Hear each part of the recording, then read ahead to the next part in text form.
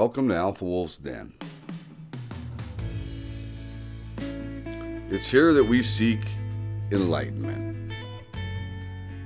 Alpha Wolf Trading recognizes that the most successful companies in the world at one point had no earnings. There's a lot more to a company than just its earnings report. That's why here at Alpha Wolf's Den, we interview executive teams. We want to get to know management. We want to understand the vision, the mission, the strategic drivers, the plan. We want to separate fact from fluff.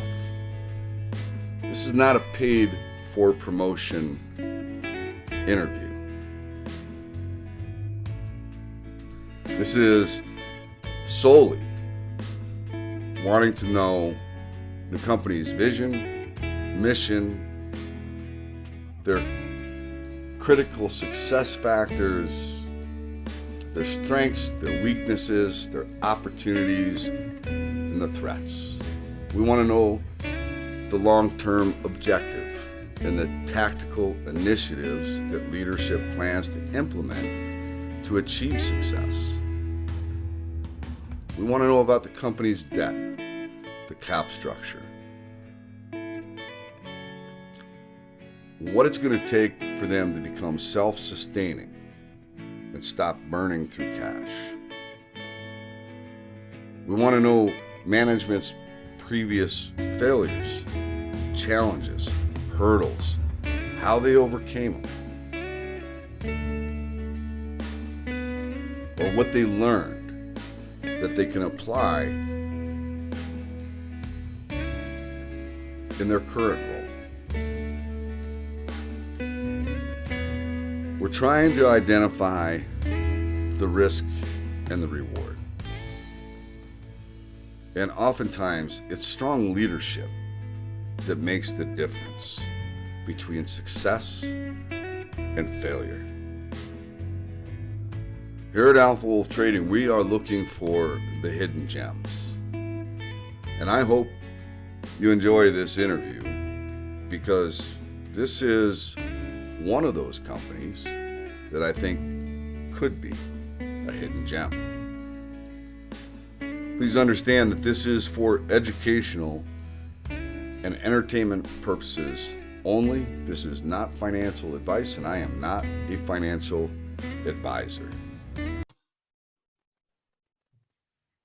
Hey everybody, Tim from Alpha Wolf Trading coming at you with another CEO interview here at Alpha Wolf Trading. And today I have Anthony Ambrose. Anthony, I want to thank you for coming in and doing the interview first of all. And Anthony is with DAIO, and the ticker symbol on DAIO is DAIO on the NASDAQ. So before we go into what DAIO does, what I'd like to do, Anthony, is have you tell us a little bit about you, your background, how you got here, why DAIO, and then we can get into what exactly DAIO does. Very well. Thanks a lot, Tim, and thank you very much for having me today. So I graduated from college at Princeton with a chemical engineering degree. And I had a choice to go into the oil business or the semiconductor business. And I chose wisely, as they said. I got a job offer at Intel in the early 80s and went out to California from New Jersey. And I just loved it. I worked in manufacturing. I worked in semiconductor fab, actually built the first 386. There's a great story there, coming in from a work party to come in and check on the lot late on a Friday night. We'll leave it at that. And, I enjoyed it so much. I was 23 years at Intel. I did everything in manufacturing. I went into marketing, sales, became a general manager. And then 2007 came along, and I was running a telecom board business, and it was just time to go. The company was getting pretty big. I'm not sure they really wanted to be in the telecom board business. So I had a great opportunity to go to another local company named Radisys and actually buy my old division back, which we did. Integrated into Radisys. That was one of the most successful M&A I've ever seen. It was accretive in 30 days. And, we ended up merging later on. I did a year in consulting while my youngest boy finished high school. And then I ended up at DAIO in late 2012. Okay. And so that's how I ended up here. So it's been just a lot of fun doing a lot of different things in technology, learning, a couple critical things about, what really matters, what doesn't matter, and how operational excellence always travels. It's like defense in football, right? Defense and running game always travels, right? Operational excellence and understanding how to build stuff well with high quality, that always travels.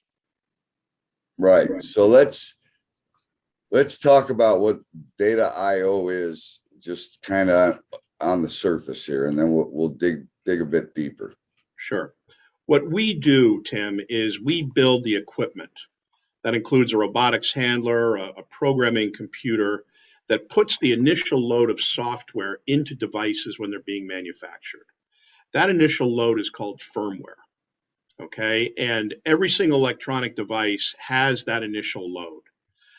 So we work with the leading automotive electronics companies, the leading contract manufacturers, and the companies that offer programming as a service. They're called programming centers. We work with all of them globally to bring our equipment in and then work with the customer to develop a unique algorithm and solution for them and their particular product. So we take their intellectual property and make sure it ends up in their product. Okay, so you're taking it from them and integrating it into their product. Exactly. So our equipment will be on their site or their designated manufacturing partner's site. They put the firmware in, we program it, make sure it gets on the chips, let everybody know it got there, and everything's good from there. So you have a fairly broad range of customers. Exactly. We're focused primarily on the automotive space. Wasn't always the case. 15, 20 years ago, we were focused on the wireless industry. But a lot of changes happened, and we identified that automotive electronics was going to be a big deal and put the company focus on that about late 2015, early 2016. And we've been very successful with that, earning the business. And now automotive is about 60% of our business, sometimes a little more, sometimes a little less. And, we've earned the trust of 50 of the leading tier one companies globally and 18 of the top 20. So I tell people, if you're driving a car, it would be really hard to drive a car that doesn't have something in it that was programmed by DAIO. So we're in your car. If you're listening to this in the car, we're there. It probably has something to do with DAIO. Exactly. So, and I would think, correct me if I'm wrong, as we head into the EV evolution of electric vehicles, I would think that there are going to be even more applications and chips in each of those vehicles. Yes or no? Absolutely correct, Tim. It's real interesting. And I don't know that a lot of people really understand how much cars are powered by silicon. I think they're getting an idea now because they can't get cars because of the silicon shortage. But that's really the first time I think most people understand how much silicon is in a car. But we look at a lot of the industry reports. McKinsey has a great semiconductor practice that publishes data on this. All the big semiconductor companies publish their own analysis. And it comes down to, with things like infotainment, electrification, autonomous driving, and all the advanced safety features that come in. Cameras, LiDAR. Ambient lighting. Exactly. Right? And so the key thing here is, if you look at McKinsey, they're saying that the automotive semiconductor content, the entire industry is going to triple between now and 2030. And that's about a 13% per year growth rate. Now, we know with auto, it's a cyclical business, and DAIO certainly understands a cyclical business. But, that's the long-term growth foundation that we're excited about in automotive. You're going to have boom years. You're going to have years where people say, I got enough capacity for a while. But that's an 8-year trend line that, we feel very comfortable with. And again, it's not us saying it, it's McKinsey, it's the big semis. And we're certainly planning on servicing the customers we have and growing with them as they have to program that, tripling of content in cars. So, I mean, just so everybody understands that the automotive industry is probably one of the longest sales cycles of any industry out there, right? Exactly. So it takes a while if you're trying to get your stuff into the automotive guys. You got a long road. This is not something that's going to happen in 6 months or a year, right? Exactly. So that puts DAIO, I would think, in a pretty good position. Well, as I've said, we identified the automotive electronics industry as our focus about 6 or 7 years ago. And, in that time, we've sold over 220 automated programming systems into the global automotive electronics industry. And when I say global, I mean global.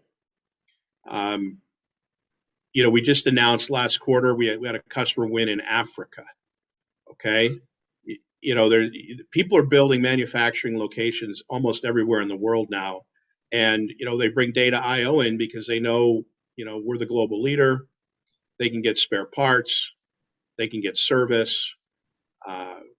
They probably have a sister factory location in their company that's already using DAIO. So they've trained people. It's a big deal in automotive because most of the automotive people, first of all, they demand quality. You've got to have quality. You've got to, be the leader in your industry on quality, certainly to be considered. And then the global support we mentioned. We've got all the locations in China, in Europe, United States, Latin America. We're everywhere. So, and then go ahead. I real quick, I just kind of want to go through this little chart you've got right here. Can you see it? Yeah. So you've got the chips, which are about the size of it looks like that's on the tip of somebody's finger, right? Yeah, the chips are, you're talking about something, I could call it the industry standards, probably, 11 millimeter by 11 millimeter, going down to something that's maybe 1.5 by 1.5. Okay. Automotive, there's some other industries that push the envelope a little further, but all the chips are trying to get smaller or bigger. And by that, I mean, if it's a single chip, it's going to try and get smaller because that makes the chip lower cost. The rule in silicon is area is money. Okay. So smaller is better. Conversely, you're looking at applications that might take multiple different silicon dice and put them into one package. Okay, and that'll get a little bit bigger. So, we have to support both. And that's one of the benefits we have with our handling technology. Everything we do has a robotic handler for quality purposes. And so it can go from really, really small to, 40 millimeter by 40 millimeter, which is a pretty big module. And this is your machine, I guess, or yeah, that's the platform. That's our flagship product. To give customers an idea, that's about 4 feet by 4 feet by 4 feet. Weighs 1,100 pounds. Holy shit. So you can feel the quality, okay? And you say, why does it have to weigh 1,100 pounds? Well, that's so when the robot's moving back and forth at high speed, it doesn't shake the thing. Okay. Interesting. And okay. It stays put on a manufacturing floor. Believe me, once it's there, it stays there. And that's where the magic happens, right? That's where the magic happens. It's got a robotic handler. We've got all these fancy programming engines. They work really, really fast. And, we can do thousands of parts per hour. And each machine is probably capable, depending on the exact application, up to 4 or 5 million units a year. So you look at our installed base, 400 machines, that's about 1.5 billion parts a year of programming capacity, at full utilization.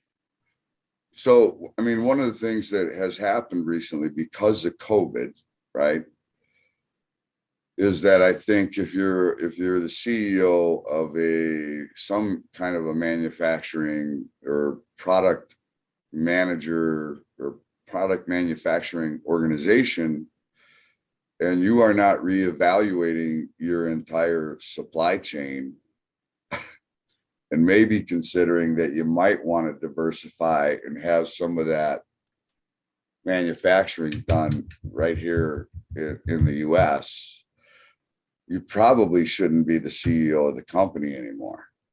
Yeah, Tim, you're absolutely right. We've had an approach for the past several years. We call it the resilient supply chain. And this is another reason why we have automotive customers. We're the only supplier in our industry that actually has two manufacturing locations. Now, they're not fully redundant, but they're getting there. Okay. They're mostly redundant right now. And one has been our historical location in Redmond, Washington. We have another location in Shanghai, China. Okay, which has had, obviously some really unique challenges in the last 30 to 45 days. But the resilient factory approach has really kept us head above water. It's been challenging when you have material staged in Shanghai, as we have, and it's just sitting there because nobody can get in or get out. But Redmond is open, so we're supporting customers out of Redmond. But you're absolutely right. Whether it's COVID or a hurricane or an earthquake or geopolitical instability, you really don't want to be single threaded in your supply chain. And you're kind of a big solution provider, right? Well, I mean, as I said, yeah, we're in pretty much every car, so we're important to the auto industry. But I mean, from giving they have your machine on their floor, right? Exactly. Which is here or wherever their factory is in the US, which they're making these chips through that machine here. Well, yeah, they're programming the chip. Programming them, I should say. Now, when you look at, there's a lot of discussion about, okay, can we bring semiconductor manufacturing back to the U.S.? Okay, right. And when I was in semiconductor manufacturing, it was predominantly in the U.S. and had really started in Japan in the 80s, and then Taiwan in the late 80s, early 90s, and then Korea. Okay, Asia really bloomed in the late 90s, and now most of the chip manufacturing's in places like Taiwan, Japan, Korea, and increasingly China. And there's a lot of discussion politically. Okay, how do we get more of it back in the U.S.? And you're seeing companies like Intel and TSMC and Samsung bring fabrication capacity back to the U.S. Right. But there's more than that, because all the lines that build the electronic products, they're not fabrication plants. They actually use the semiconductors and put them on boards. Okay, they're all over the place. Okay, when people talk about, oh, hey, let's build something, well, the largest location is still China. But there's been a lot of, people talk about reshoring or onshoring or China plus one strategy. Bringing it back to the U.S. means really bringing it back to Mexico. Mexico's been the big beneficiary for, we call them surface mount technology or SMT lines. Okay, and that's because of the free trade agreements, labor costs, et cetera. Now, I'll give you an example. We're the largest supplier of programming equipment. For the last decade, over 90% of our sales have been outside the USA. So we're actually, a huge exporting success for the United States. Okay. Now, I wish we had more SMT lines in the USA. Okay, and there may be some more in the future. Certainly for critical industries, I would hope so. But the reality is, SMT lines are all over the world. Okay. India is a growth market for us. Southeast Asia is a growth market. Latin America. I mentioned Africa. Eastern Europe. They're all there. They're right. It's a huge market. So let me ask you this: what do you view it as the total addressable market for your product? Well, I think the market today, we believe we're the largest supplier. No one else is public in our segment, and we think we're at least double, maybe triple the size of number two. Okay. So that would say that, if our share of the market is, 35-40%, that it's a $75 million market, just what we're doing today. Okay. Now, that's going to expand quite a bit for a couple of reasons. We talked about the automotive semiconductor market tripling in the next 8 years. But there's also another thing going on in a market that people talk about as Internet of Things. Yeah. And Internet of Things, it's one of those markets that almost means whatever you want it to mean. I'll define it as things that are electronic devices that are connected back to the internet, back to a cloud, and they're useful. So it could be, a fitness watch, it could be a phone, it could be an intelligent speaker, it could be a thermostat at home, it could be a security device, it could be a whole host of things. Right. And increasingly, it could be all the devices that help make a factory run more efficiently. So that market is generally supplied by microcontroller technology, which is about a 30 billion with a B unit a year market. We do a lot of programming of microcontrollers in the business segments we're in today. But increasingly, those need to be secured, right? The one bright spot coming out of the Russian invasion of Ukraine is people are talking a lot about, well, we really need to be very aware of our cybersecurity presence. And by that, I think they mean, our applications, our IT infrastructure, our enterprise, which is important. But people also are doing all these great things with Internet of Things products, and they need to secure those as well. Right. Right? One of the funniest things I've ever seen is a study that shows most of the security cameras that people put up to, watch their front porch, they're not secured, right? So people can hack into those. I mean, it makes you want to laugh, and then it makes you want to cry, right? Right. At the same time. And the thing is, it's really easy to secure those. You protect your firmware, you protect the supply chain the same way. And it's using the same technology that you use, whether you know it or not, when you're doing banking or logging into a secure site. That capability already exists today, and we can help customers with a product we have called Centrix. Okay. Okay. What Centrix does is, in addition to putting the firmware load onto devices, we can put the security information onto the device at the same time. Okay. Yep. And it protects them, as I said, in two ways. It makes sure your supply chain is protected, so you're not getting any counterfeit chips, right? Every once in a while, you keep hearing about counterfeit chips popping up, and bad actors trying to contaminate systems. But I think an even bigger threat is the loss of your firmware integrity. By that I mean, if I load up my firmware onto the device, I want to make sure it's my firmware. And if I have an IoT device, I may want to update the firmware. Right? Most people see this with your phone, saying, hey, your phone's going to do an update tonight. Apple does a great job on that stuff. But, as you add features or you fix bugs, you're going to want to push a software update. Well, when you do that, you want to make sure no one else can push a software update to your products, because they might have stuff in that software that you don't want, right? And at the same time, you want to make sure you're pushing your software update only to your products. So there's this mutual authentication that needs to happen. And that can be done with very simply with a secure device that we can program with Centrix.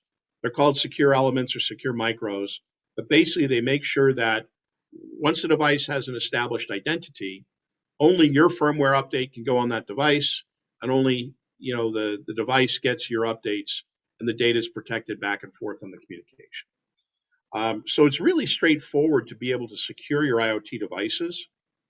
And more companies are looking into this for not only for the right reason, which is what I just described, building a better product, but frankly, the government's starting to come down on. Okay. You may have seen personal privacy issues, right? Well, it's privacy, but it's also,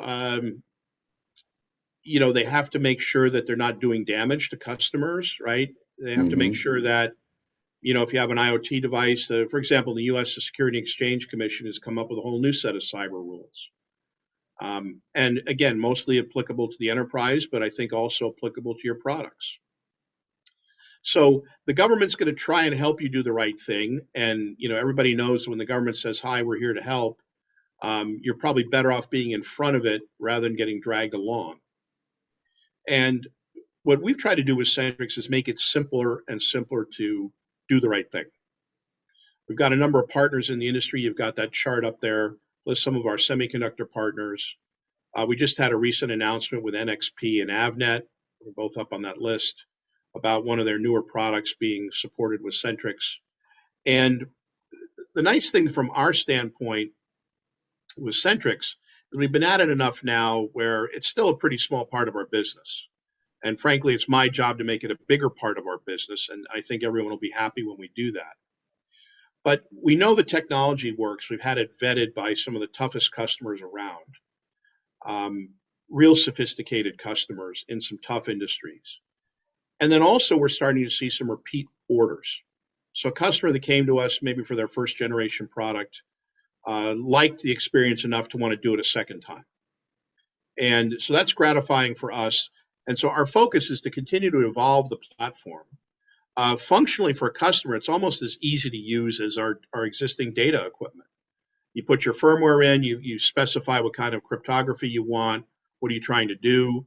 We build an algorithm for you. We wrap everything together, and we can send that down to your factory floor. Okay, so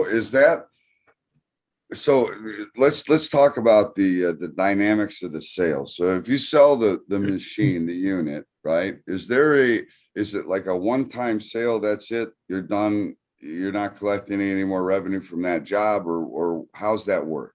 That's a great question, Tim. Our traditional model for the firmware business is we sell capital, and then we also provide service, support, and there's a consumable element to what we do. Customers buy these adapters that conform to their exact chip footprint. And then the sockets that the chips sit in during the programming process, those sockets wear out over time. And so we'll replace them. And so that's a consumable business. That's a bigger and bigger part of our overall business, about a third of our business last year, a little bit less than a third. With Centrix, there's an additional opportunity because each customer application requires some customization. So there's some additional software licensing or pay-per-use models or other things like that we can invoice to the customer as they use the product. So long term, Tim, we want to get to 50% capital and 50% recurring revenue. We're about 58-42 right now. So we're getting closer, but the long-term goal is to be 50-50. And that's important to investors to smooth out some of the cycles. Right. And also, everybody loves recurring revenue. It's one of my favorite business models, Anthony. So if you're the margins for your stuff for the machine, I mean, what are your margins typically running? Pretty consistently, we're in the mid to high 50s on gross margin. Now that can vary depending on things like how much we sell in a quarter, whether we go through a direct sales process or a distributor. But it's been pretty consistent, mid to high 50s on an annual basis. Within that, each quarter can fluctuate. Q1, which we just reported, was pretty low because, again, with the Shanghai lockdown, we had a bunch of systems sitting on the floor that didn't get shipped out the door, so that affected our gross margin. But long term, mid to upper 50s is where we are. And as recurring business gets more and more, that will tend to trickle up a little bit. Okay. I mean, so would one factory just use one of these units, or do you have factories that have like multiple units in the same factory? I'd say the standard is most factories have more than one. Okay. I think our biggest factory right now has about 15. Right. And that may actually be across a couple of different buildings. That's an automotive electronics supplier. We have several factories or complexes that have 10. And then, a number that have, we'll call it 4 or 5. Okay. So yeah, so one unit, they may start out with one, but then all of a sudden they're like, we need a couple more of these Yeah, bad I have boys. some great pictures of factories where we have systems lined up, and that's why we make them that pretty blue color so they look good sitting next to each other.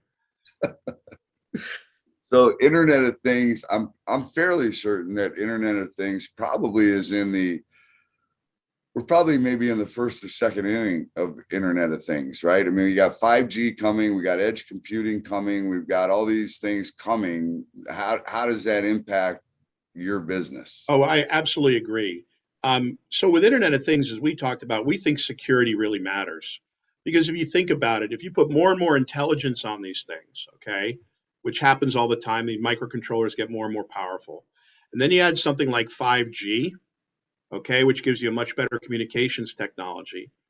But if you don't have the security, intelligence and better connectivity without security is like a bad Terminator movie. Okay, it's not going to work well in the end. You got to have security, right? Right. So our message to customers is really simple. We can help you secure your devices within your existing supply chain. We make it as painless as possible, and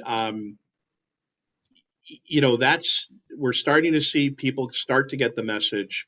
And if they don't do it themselves, I think the government's going to help nudge them along here pretty quickly. Which either scenario is pretty good for data IO. Yeah, it's like the old. Remember the guy in the commercial? You can pay me now or you can pay me later. Yeah.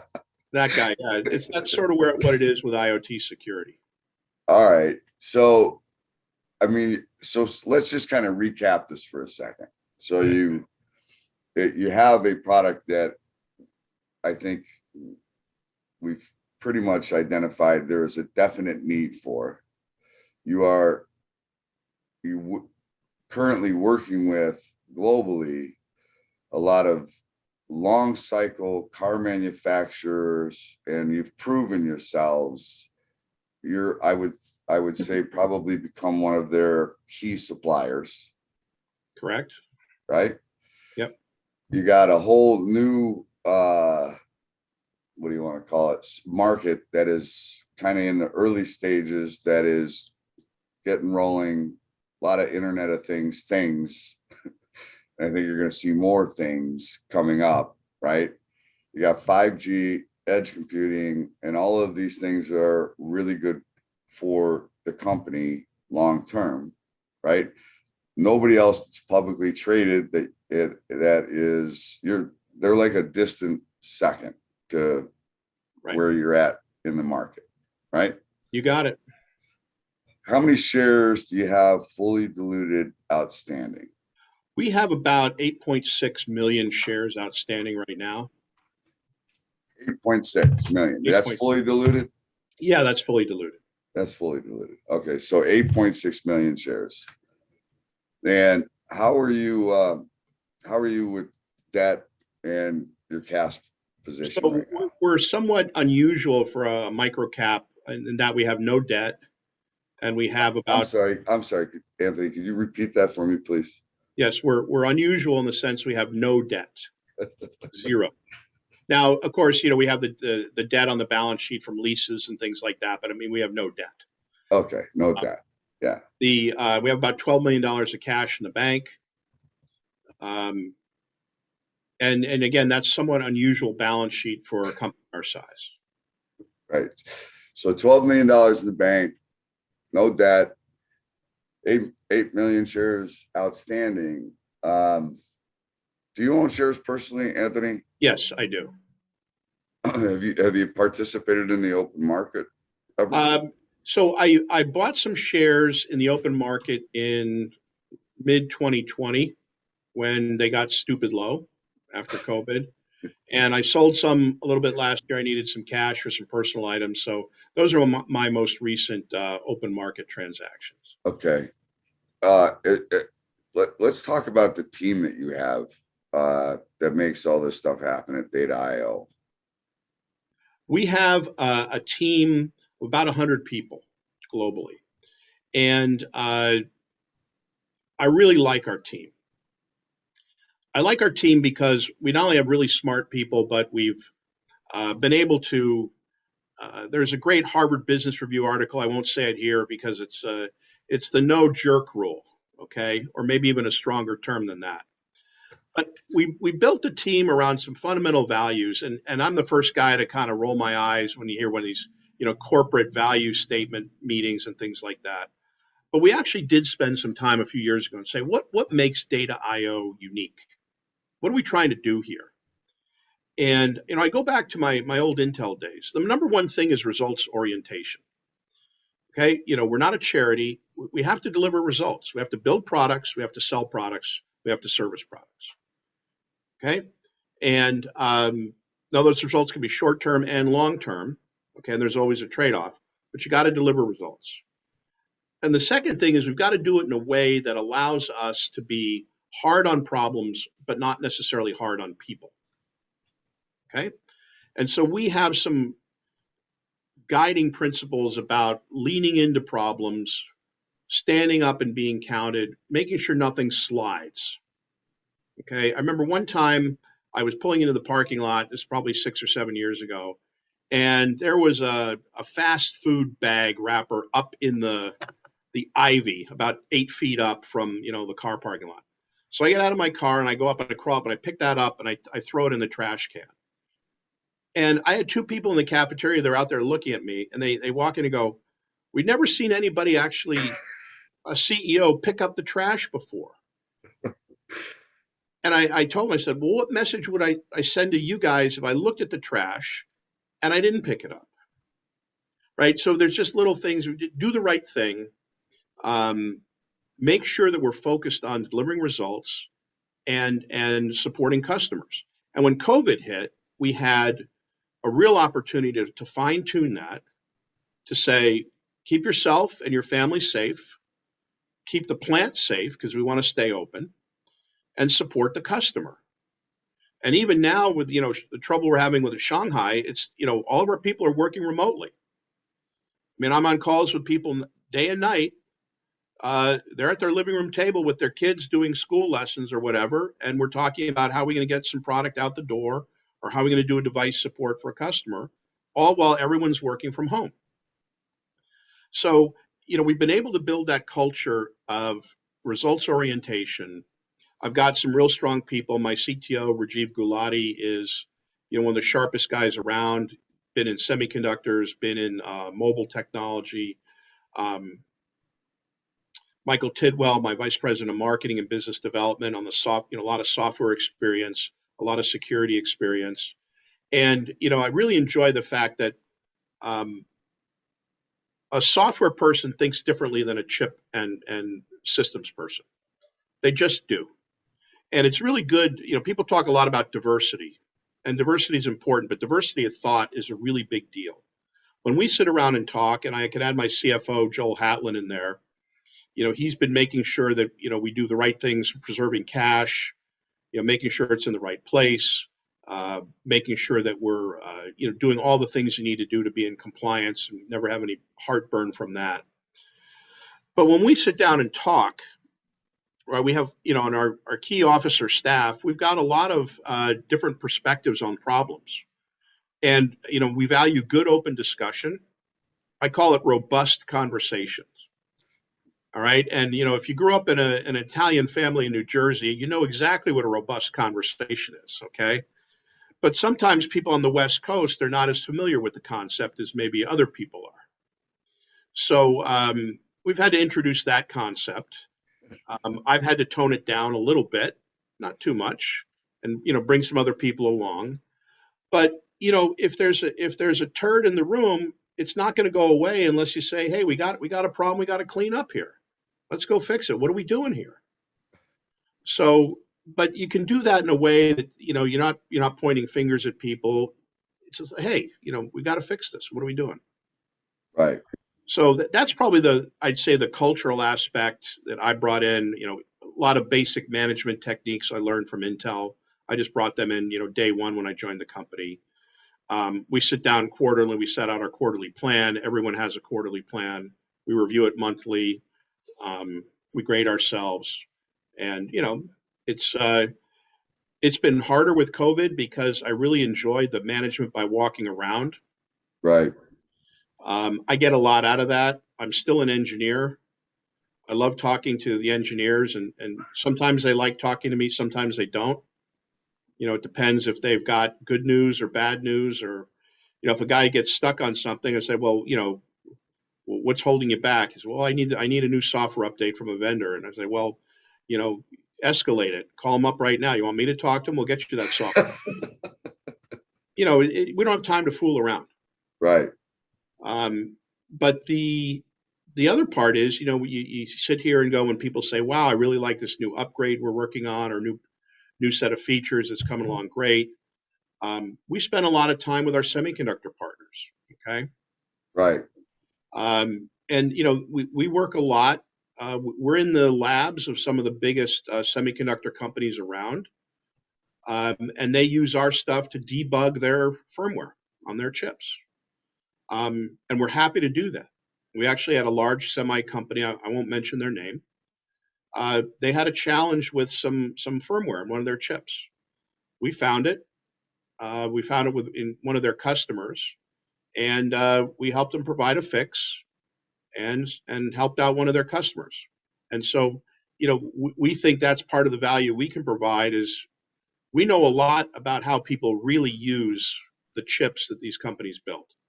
Do you have much churn? No. You buy a system, it's a minimum 5-year accounting life. Some companies have 7 years, and so you buy it, it's there. It's Right. there. Okay. And the more machines you place, the more opportunity you have for Century. Right. Absolutely, because customers are starting to get into security. We've had a couple of customers come to us and go, hey, I think I have a security application coming up. What am I supposed to do?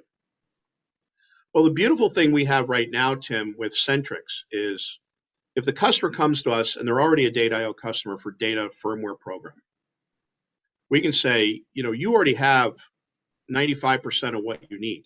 We can come in and upgrade one of your manufacturing systems to a Centrix system in about a day. Okay. And most of that is, the hard work is a couple of hours. The rest of it's just sort of getting everything back to where you started from in a configuration. And they can run data programming on that machine just like they did before. And now they can do the security provisioning as well. And so if you're an EMS company, you can add this capability instantly, and you don't need 10 customers queued up. You can do it profitably for one customer. If you're an automotive company, you have one new application, you want to test it out. Well, as you mentioned, there's this long cycle. We can get in there with Centrix. We can help you do your 20, starter units. We can upgrade the system. You can do your 2,000 units of your test run. And then, 6 to 9 months later, you go into full production, you're good to go. So it's a very interesting model that we've tried to make it as easy as possible for customers to not have to do a forklift upgrade or buy a lot of expensive equipment for that first security application. Okay. So for the next 6 to 12 months, the Russia thing certainly isn't helping the markets at all, right? And the small cap, micro cap, mid cap space really has been getting counted for 14 months. And it really has nothing to do with a lot of companies' fundamentals. It's just the overall market in general, right? So you had the big boys that were holding up the markets for quite a while, but the underlying breadth for the small caps and micro caps was not good, right? Mm-hmm. So it's been a challenge. COVID certainly didn't help. But as I look at companies to potentially invest in, I look at them and I say, okay, we just went through a pandemic, which I'm pretty sure doesn't happen very often. I hope not. And if you can find a company that is executing through a pandemic in a very challenging market environment, and they happen to have no debt, and they have a good amount of cash, and they have a good customer base that has kind of been put back a bit because of supply chain issues and stuff like that. Now you got more supply chain issues because of Russia and Ukraine. We do have some interest rate concerns and inflation concerns, but reality is what everything's not going to stop, right? I mean, we might slow down, but there's got to be some pent up demand from the last 2 years of being in COVID. Right. And I think, Tim, there's a good example of that. If you go back, we saw in 2020, right, started off the year well. Then March, all the brakes got put on, and between March and June was a nightmare. Okay. And then every quarter after that was slowly better, and we had a sort of a boom when people thought they were going to be able to get back to full production in cars about 3 or 4 quarters later. Feels a lot like that right now. We started off the year, I thought, very well. My bookings, my sales funnel all looked good. The lockdown in Shanghai was a big short-term problem. The Russian invasion of Ukraine, I think a big short-term problem, more so in Europe, because overnight their energy costs doubled, and you have 10 million people that are displaced, and people are trying to do the right thing to support those folks.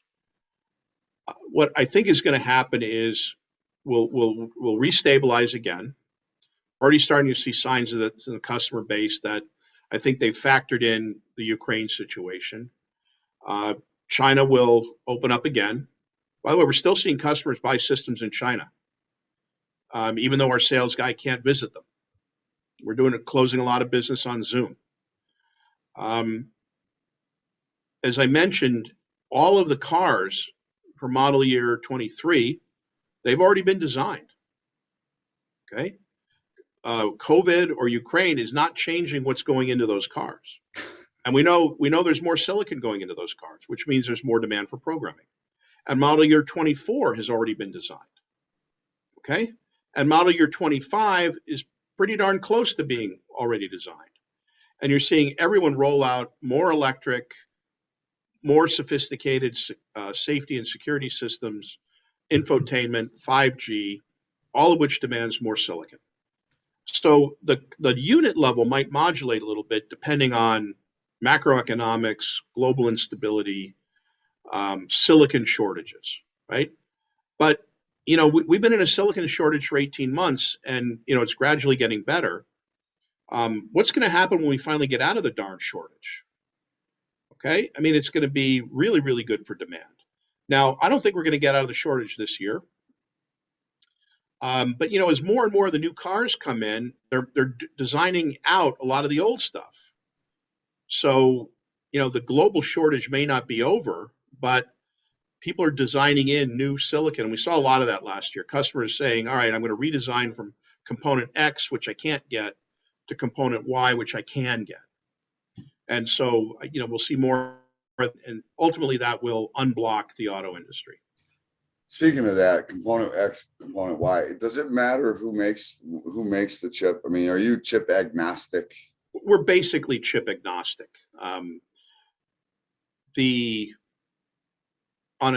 data business, absolutely. On the security business, some companies are a little easier to work with than others, but on the data business, we're basically chip agnostic.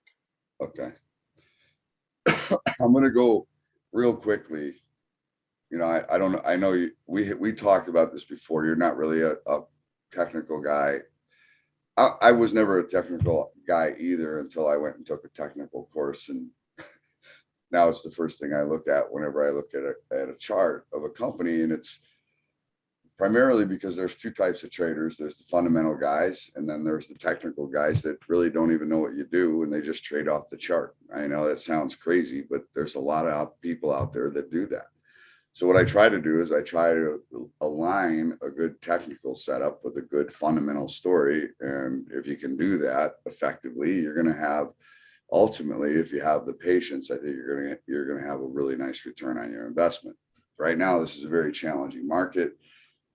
I'm not bashing your stock at all. I'm just telling you what the technicals are telling, right? So you're at a very interesting area of potential support right here, around $3, right? This 330 to $3.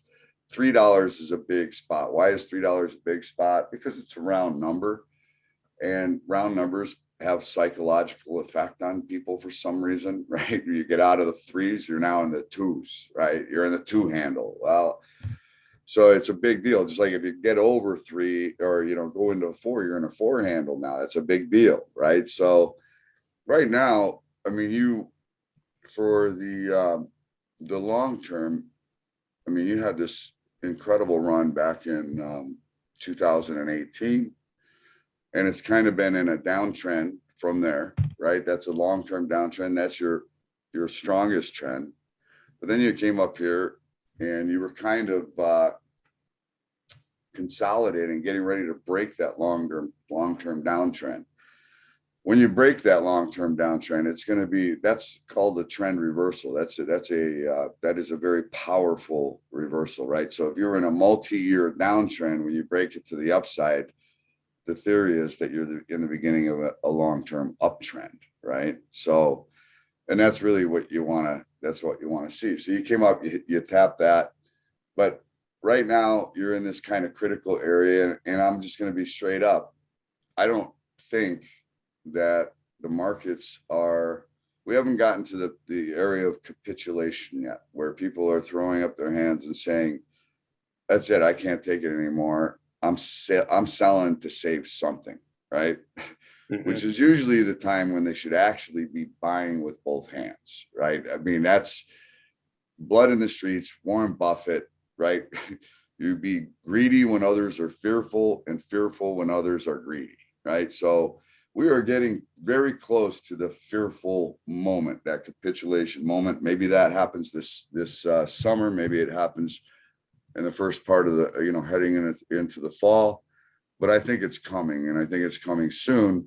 The thing about the small caps and micro caps is I believe they are much closer to their bottom than they are their top. Whereas like a lot of the mega caps, the Microsofts, the Apples, the Nvidias, they are, well, not Nvidia anymore because Nvidia has been hit pretty hard here lately, but a lot of the other names are closer to their top than they are their bottom. And those things have big weightings within the overall indexes, right? So when they sneeze, the whole market catches a cold. It's like, and then that's why you're seeing these volatile days, up 1,000 points, down 1,000 points, up 400, down 400, right? So we're going to get there. It's coming. The fear is definitely rising. But, I look at this thing at your stock and I'm saying, okay, how do you feel today about your business as compared to where you were in 2020?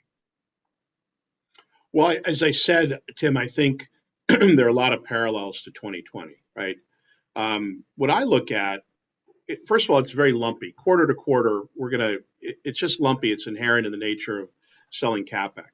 Which is why also you're trying to get the software component, the safety, security component, exclude that out, right? So I look at, when I talk to our sales teams and our distributors, I say, all right, what are customers telling you? Who's putting in capacity forecasts? I look at new deals coming into the sales funnel, okay? Very early on. I don't care if they're not going to close for a year. I want to know what you know now that you didn't know last week. That's probably my single biggest indicator of 6 to 9 months down the road, new funnel additions. Right. Then we work on making sure that when we put together a forecast, I know, all right, certain regions, certain distributors are rock solid. Others are, a little less predictable. So we try and build that quarterly forecast from there. But I keep telling my guys, I said, remember, go back to the long-term fundamental. It's like having a watermelon, trying to hold it under the water, okay? Or a cork under the water is probably a better example. If the tide is coming up 13% a year for silicon demand, then, the longer that you're not seeing that, right? The faster the cork is going to pop up. We saw that in 2021, right? We bottomed out in 2020, took a couple of quarters to get back, and then all of a sudden you have a quarter that's double the previous quarter. Right. And frankly, unforecasted. Okay, we didn't call it. We knew it'd be a good quarter, but we didn't know it'd be that good. Because what happens is all of a sudden everybody gets the same signal. Oh, I'm going to get parts. All right, and so it's almost like they all get it at the same time, and they push a button and say, build out my capacity plan for the factories. Okay, so we have to be ready for that. Right. Okay, and we've gotten pretty good at trying to lean into that. We put a lot of money into inventory to make sure we could build products when the shortage hit. Now we're still working all the shortages like everybody else, but we're working them 6 months out. We're not working them, 6 days out. Right. So, getting back to your point about what I look at, and I see the chart. I'll take your word for the technical analysis because as we talked about, you're the expert there. What I see is the long-term trend in automotive is still growing double-digit in silicon. That will not change. That will not change. Silicon shortages will put a cycle on that, but that's going to be net positive. The shortages are not getting worse; they're getting better. They're getting better more slowly, perhaps, than people would like, but they're going to get better. And so we're already in. I've got a couple hundred systems already in automotive tier ones. It's easier for them to add another DAIO machine than it is to do something else, and we just have to be ready for it. Right. And when that hits, then we'll start generating the numbers. And you've seen it before, right? When the times get good, we can flip around in a hurry. Right. Exactly when that is, well, you tell me when the silicon shortage is over and when Ukraine is over, and see, then I'll give you a better forecast. Right. I mean, there are a lot of variables right now, and it's a challenging market. But you are not in a position. You don't feel as though you have to raise capital at this particular point in time. No, not at all. Okay. To run our business, like with $12 million in cash, we don't need to raise capital to run our business. Okay. The only maybe thing that could come up is maybe you find somebody that would be a good tuck-in, maybe, or an add-on to. Yeah. We've been pretty clear. We see some opportunities. We've been vocal, clear with investors. I'll talk to anybody. We haven't pulled the trigger on anything because, frankly, we couldn't get the valuation that made sense. Right. But are those? Because I know, like 14 months ago, there were companies that I think had these really lofty numbers in their heads of what they were worth. Right. I would have to think over the last 14 months, there are a lot of those people that have had a reevaluation come to reality. Yeah, and I think a lot of them, you're right. And Tim, what's interesting is the companies that have that are public or have professional management or are VC owned, right? They all get that.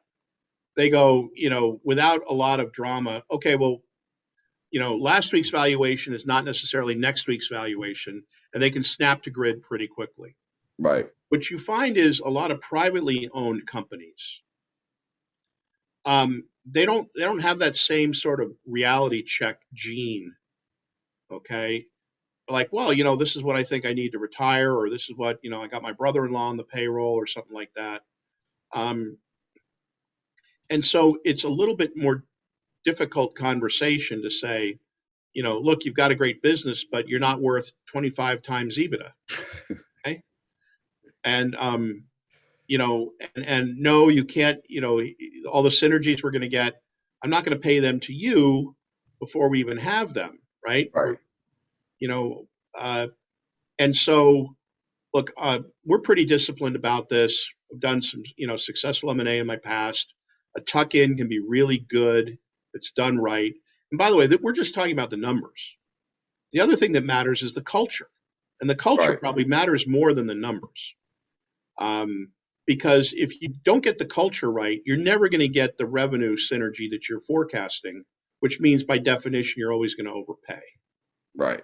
If you get the culture right and you're in the right market, that can deodorize a lot of mistakes that you might make elsewhere. but you got to get the culture right, and you've got to get the financials right. If you do that, you have a really good chance of creating some value. And there'll probably be some opportunities come up. We're not in a rush, and we'll see what happens. And the flip side of that too is, I mean, you yourselves could be a target. Yeah, I mean, right? I'll talk to anybody. I mean, I think we're kind of ridiculously undervalued right now. When you factor in the Yeah, cash. I want to just to be clear, please don't sell right now or in the Yeah. next couple of months, right? Bad timing for a sale, right? Right. I think you get that though. But the nice thing is, right, there's no pressure to do that. Right. That's the nice thing about the cash is, we got very sophisticated people on our board. They get it. They know what the long-term plan looks like. And we could get a good deal done. We'll certainly look at it.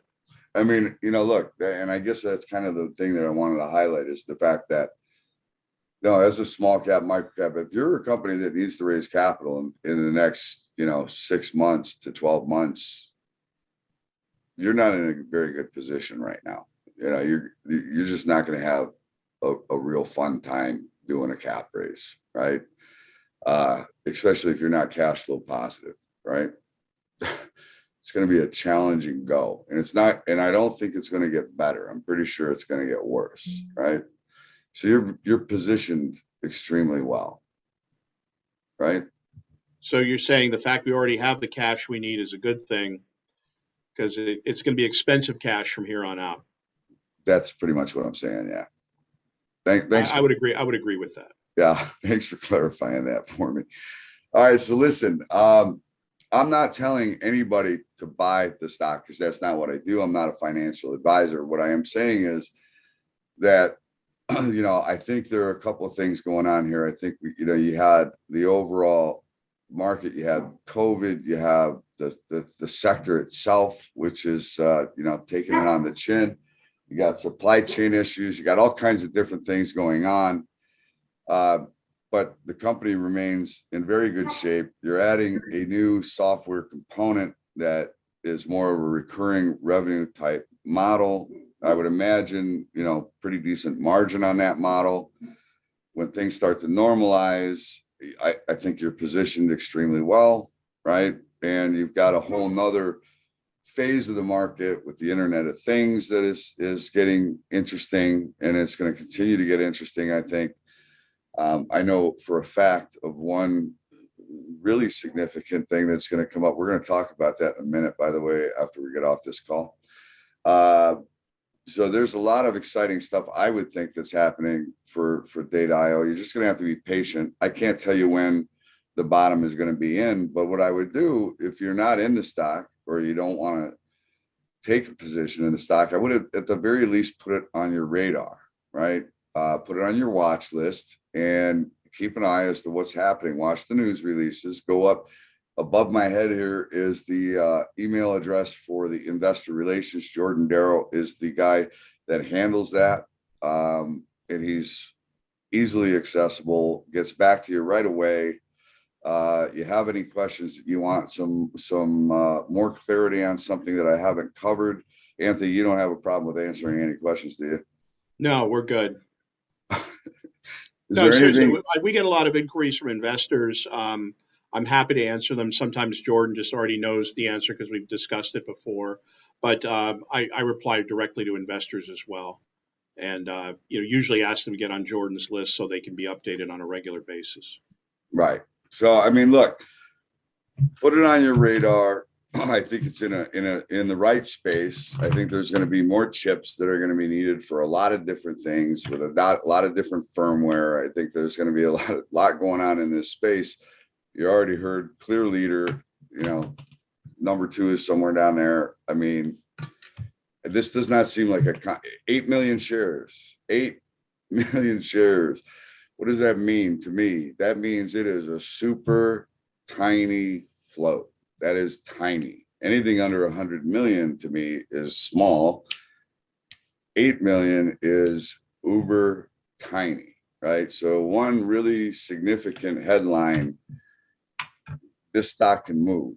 And as you can see, back in 2018, I mean, that's quite a nice run where you went from, I don't know, 2 and change up to $16. That's not a bad return. That was a nice time. Yeah, it was a nice time, and hopefully we can recreate those times, right? I mean, that's.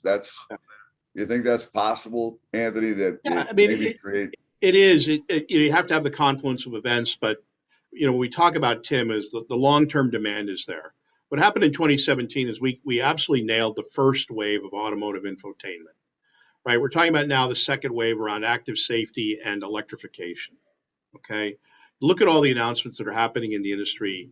Look at all the people that are talking about what the semiconductor content is going to do, and we're the supplier to that industry. And you have how many machines are already placed? About 400 globally, and we know at least 220 of those are in the automotive space. So, right. So there's 400 machines that are already placed, and if you have them, I'm assuming you're going to use them. So, yep, right. Exactly. All right. Listen, I want to thank you, Anthony, for coming in and doing this for us, right? And then maybe in a couple of months or so, if you have something that you feel is significant for the company, maybe we can do like a little follow up.